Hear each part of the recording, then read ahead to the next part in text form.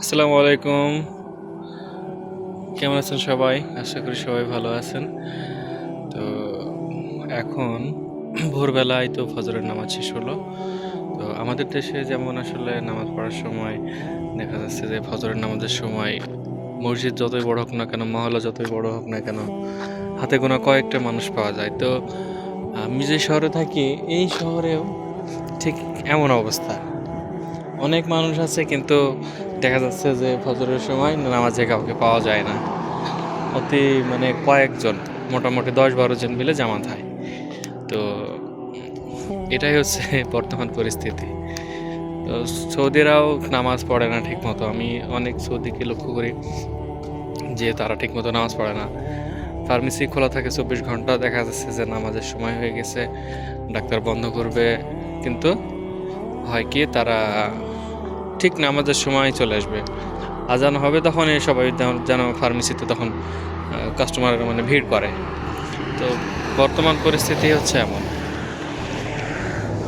এখানে কিছু দূর পর পরই দেখা যায় যে মসজিদ দেখা যায়, কিন্তু নামাজের সময় তেমন মানুষ হয় না। কাতারগুলো সবই প্রায় ফাঁকা থাকে। আমি যেখানে ডিউটি করি তো সামনে হচ্ছে এটা আলদা ফার্মেসি, দেখতে পাচ্ছেন চকচক করছে আলোতে। আর এটা হচ্ছে হাইওয়ে রাস্তা। এখানে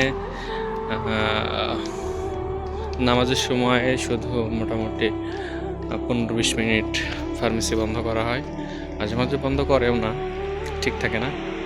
তো এই হচ্ছে বর্তমান সৌদি আরবের পরিস্থিতি। তবে আমরা দেশে থাকতে যেমন মনে করি যে সৌদি আরবের লোকজন অনেক ভালো, অনেক এরা মানে ন্যায়পরায়ণ, ধর্মভীরু, ঠিক আছে, কিন্তু আসলে বাস্তবে এর মানে ১% যদি হতো, ঠিক আছে, দেশের আমাদের দেশে যেমন মানুষ, ঠিক এ দেশের মানুষও তেমনই। তো ভালো থাকবেন সবাই। হাঁটতে হাঁটতে ফার্মেসিতে চলে এসেছি, ডাক্তার আসেনি এখনো, কিছুক্ষণ পরে আসবে। ততক্ষণ এখানে একটু বসি। ভালো থাকবেন সবাই। আল্লাহ হাফেজ।